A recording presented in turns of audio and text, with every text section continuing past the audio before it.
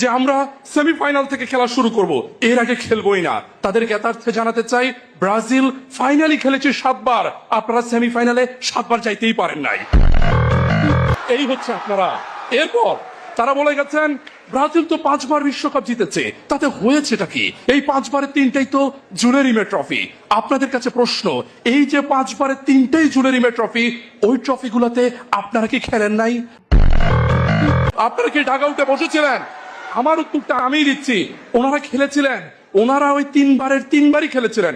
থুক্কু, ওনারা 3 বার খেলতে পারেন নাই, ওনারা 2 বার খেলছিলেন। একবার কেন বলবেন না? 1970 সালের জুলেরিমে ট্রফিতে চ্যাম্পিয়ন হয়েছিল ব্রাজিল, আর্জেন্টিনা খেলতেই পারে নাই। না না, আরে আপনারা অস্থির হবেন না, আপনারা অস্থির হবেন না। আপনারা ভাববেন না যে আর্জেন্টিনার কোনো খেলোয়াড় মনে পায়ে ব্যথা পেয়েছিল।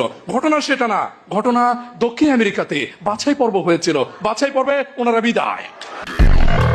বাছাই পর্বেতে ওনারা বিদায়।